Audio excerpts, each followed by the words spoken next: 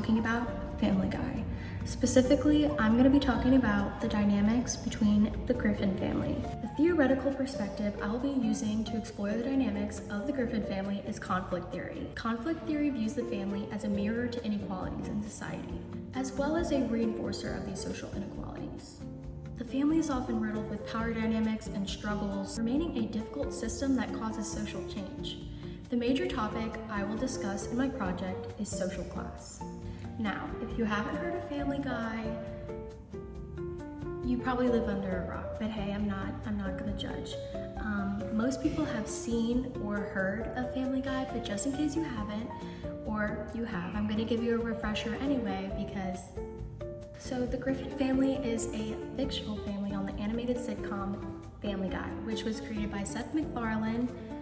Love him, love his music, and was originally broadcast on the Fox News broadcasting channel, but now you can find it on Hulu, YouTube, pretty much anywhere. The family unit consists of the parents. We've got Lois and Peter, and we also have their 3 children, Meg, Chris, and Stewie. And we also have their dog Brian, because how can you forget Brian? He literally talks and walks and drives a Prius. The Griffins are extremely dysfunctional, with Meg, the eldest daughter, often receiving the brunt of physical and emotional abuse from the family. Conflict theory views the Griffins as a reflection of broader societal power struggles and as an institution that reproduces inequalities within the family.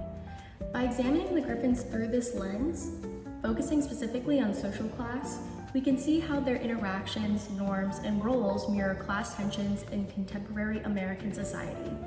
The first question we're answering is, what norms are assumed in this family? 1. Consumerist aspirations. The Griffins live in a comfortable suburban home and frequently indulge in consumer goods. 2. Traditional nuclear model. Despite their chaos, the Griffins adhere to the image of mom, dad, kids, and a pet, reinforcing the idea of the 2-parent household as a societal ideal. We're thinking back to the nuclear family, where usually you wanted to have 4. They do go a little bit out of this by having Stewie, but he is this very intelligent, smart baby, but we'll get into his role in the family later on as we go. Number 3, blame and scapegoating. Meg's constant victimization suggests a norm that one member must carry the family's failings, paralleling how lower status groups in society become scapegoats for systemic issues. Now we are going to tackle the family roles. What roles do the family members have? Well, for starters, Peter, the most infamous character in Family Guy, he is the breadwinner. Even though Peter is the provider and breadwinner for the family, his impulsiveness and low-wage job position paint him as a precarious worker. He doesn't really do much for the family. If anything, he makes their lives harder, and his authority is more performative than effective. Now we have Lois, the mother. She is the caretaker and secondary earner. Lois mirrors how women in working class households juggle unpaid caregiving and paid labor. So in America, there is like the silent unpaid work that goes on at home, because a woman will have a job and then she'll have to come home and also work within the house and do domestic household labor. But usually this type of labor is hidden and not recognized as real labor. Then we have Chris, the eldest son. Chris embodies youthful aimlessness. He has no idea what he wants to do with his life, and he's usually just going around willy-nilly. He's not very popular at school, and he has a lack of opportunity. This is seen through his frequent job training gags. It's usually a joke of Chris doing anything with his life. It fails and he ends up hopeless again. And then we have the second son, Stewie. He sabotages the family from within, reflecting how marginalized voices may turn against the system. And then we have the only daughter, Meg. Meg is the clear underclass within the family. Her low status makes her an object of both literal and symbolic abuse, mirroring how society derides and overlooks its most vulnerable. And last but not least, we have Brian, the aspirational intellectual. The dog's role as the family's voice of reason, who still can't transcend his stationary class position, highlights the limits imposed by social structures, even on those who know better. Brian is often the voice of reason, as stated. He's very intelligent, especially for a dog, but the fact still stands that he is a dog. Not a lot of people are going to listen to a dog and what he has to say. So despite his intelligence, both emotionally and intellectually, he is disregarded and not listened to. Now let's go over the conflict theory view. How are the assumptions and points of view in this family understood through conflict theory? Number 1, power and exploitation. The Griffins exploit Meg as a stand-in for the family's frustrations, just as dominant social classes deflect blame onto less powerful groups to maintain cohesion. So Meg represents all of the people that politicians, people in power, or just people walking on the street will blame their hardships on. Like, I didn't lose my job because I'm a bad worker. I lost my job because of Meg.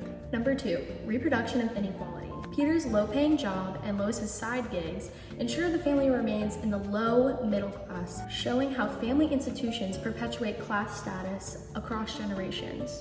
Now, we've all heard of generational poverty and generational trauma, but we don't really tackle how institutions keep families locked in their class position.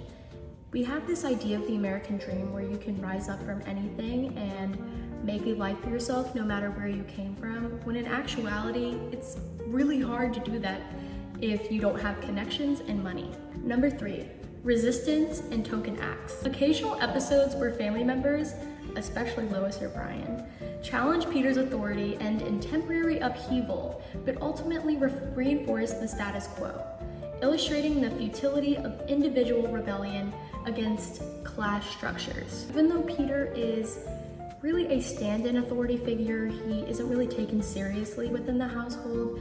In episodes where his authority is directly challenged by members of the family, such as Brian and Lois, all hell breaks loose. Now let's talk about the public perception of the family.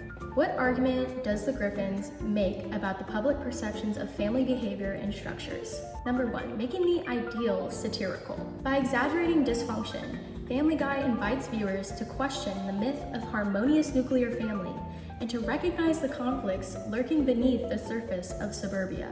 Number 2, normalization of abuse.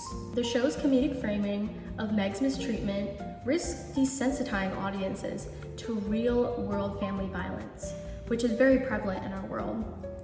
Much like how societal classes normalize mistreatment of the poor or marginalized, and also how they normalize the mistreatment of women. Number 3, consumerist critique. Recurring gags about credit card debt, get-rich-quick scams, and lottery tickets mock the belief that upward mobility is easily attainable, pushing back against the American dream narrative.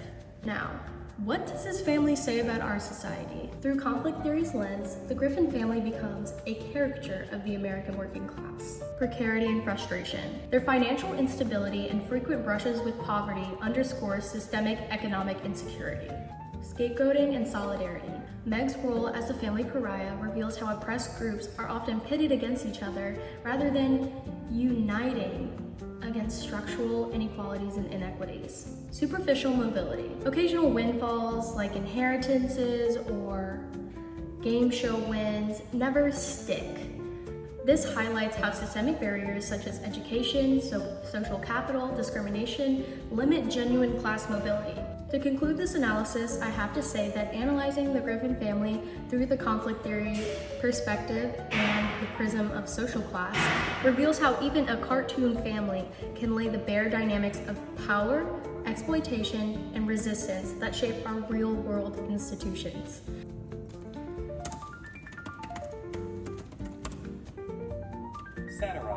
Satirize. By satirizing both the myth of the perfect family and the myth of upward mobility in social class and society, Family Guy invites viewers to recognize and question the social structures that define and often confine modern American life.